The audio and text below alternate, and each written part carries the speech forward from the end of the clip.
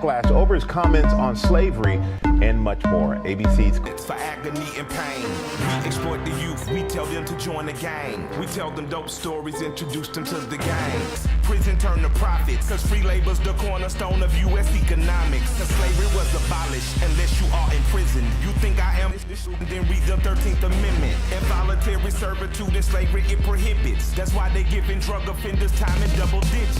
In 1865, slavery was quote-unquote abolished. Slaves were given the protection to sleep at night, knowing they would not be held and forced to work day in and day out under the threat of being killed. That is, of course, if there was no loophole in the Constitution exempting prisoners from sharing the same freedoms other Americans held. The amendment reads, "Neither slavery nor involuntary servitude, except as punishment for crime whereof the party shall have been duly convicted, shall exist within the United States or any place subject to their jurisdiction." In the years following the 13th Amendment, thousands of African Americans were incarcerated and forced to do manual labor while serving sentences for offenses ranging from jaywalking to loitering. This movement was given the name the Chain Gang, as there was an obvious mass incarceration of one minority group, African Americans. Not only was this a way to pick up the Southern economy following the Civil War by using newly incarcerated men to fix what had been ruined during the fight, it was also a way to take away all rights that slaves had been given as soon as they were freed without openly breaking the Constitution. During the time period following the Civil War, racial tension was extremely high, especially in the Deep South, because the white Southerners blamed the abolitionist movement and the Civil War for ruining their economy and way of life because farms no longer had workers whom they had actually grown to depend on. Slaves had been the machine that kept the South running smoothly, as there was approximately 4 million of them working endlessly, requiring little to no upkeep. In order to criminalize the black population, rhetoric and propaganda was used to demonize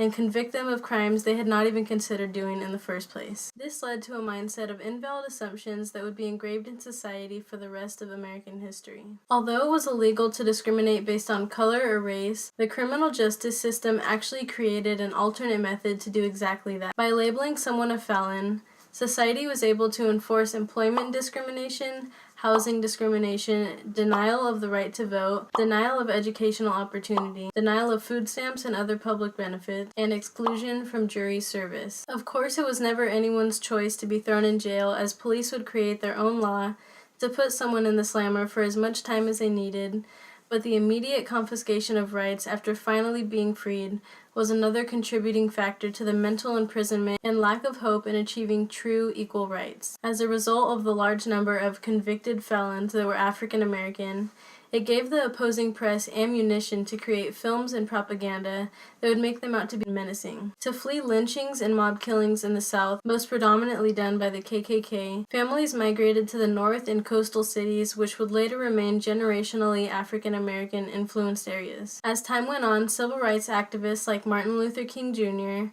Ella Baker, and Rosa Parks set out to confront the segregation that had separated white and black life in society. Again, it was not a choice to segregate and separate from everyone else, but a general acceptance and conformity that was taught to young African American kids to protect them from the recourse of disobeying the separation. It was not until revolutionary advocates such as Martin Luther King stepped up and confronted the colored community, making a call to action in order to break this cycle of accepting poor conditions of life in every facility. This became known as the Civil Rights Movement, which spanned from the 1950s through the 1960s, where organizations like NAACP led events like boycotts and sit-ins to protest segregation and racial inequality. When we look back to slavery versus the era of civil rights movement, it's hard to make the connection. Although slaves were free, their future generations could not even drink at the same fountain as someone of a different pigment. The civil rights movement, all in all, earned the African American community the right to vote, right of equal access to public facilities, and many more. As we fast forward to 2018, we can see that we have made huge leaps toward equality in society compared to just 50 or 60 years ago. We have had our first black president, Barack Obama. We have music producers and talk show hosts and supermodels that are achieving goals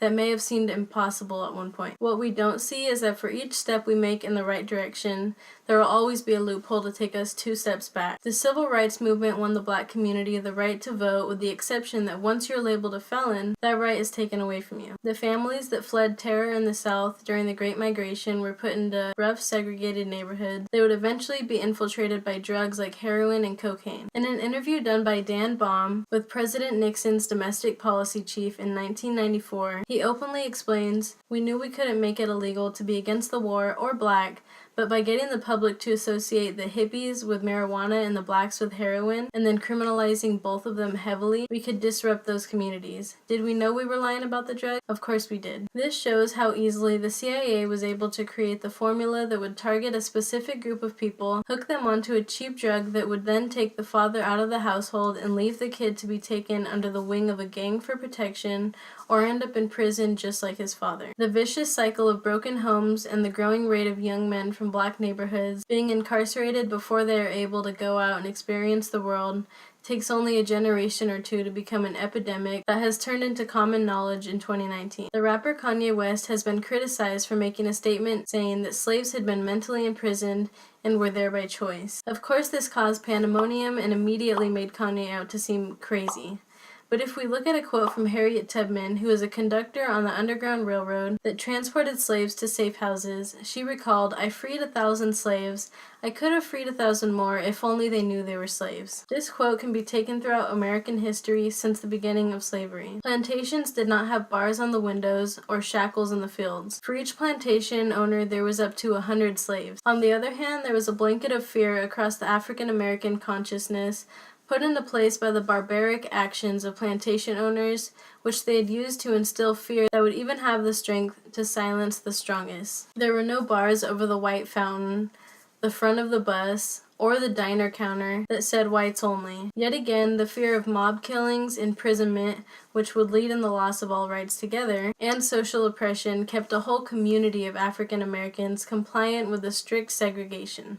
There is no walls around the neighborhoods in which teenage boys are turned into gang members and hardened criminals solely for the fact that they would end up dead had they not chose a side. But here we are with the statistic that 1 in 3 African American men will go to prison in America, while in the UK only 2.7% of prisoners are black. Coming to the present, we are currently facing the confusion and curiosity of why an influential musical genius in the colored community would use his platform to make the blanket statement of 400 years of slavery sounds like a choice. It was undeniably a broad and initially ignorant statement to make, especially on a show that would use it in small cuts to make Kanye seem crazy. But the music artist cleared up his intentions later on Twitter, writing, "The reason why I brought up the 400 years point is because we can't be mentally imprisoned for another 400 years. We need free thought now. They hung the most powerful in order to force fear into others. They cut our tongues so we couldn't communicate with each other. I will not allow my tongue to be cut."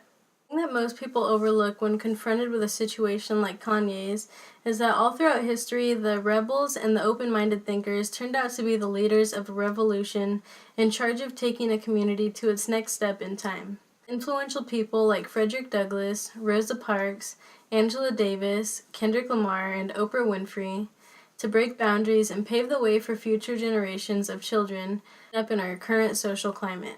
The reoccurring cycle of incarceration, it is time to break the trend and open up to acknowledging what people have to say, even if it seems irrational. Opinions from a different point of view can lead to huge advancements in everyday life, starting with our generation.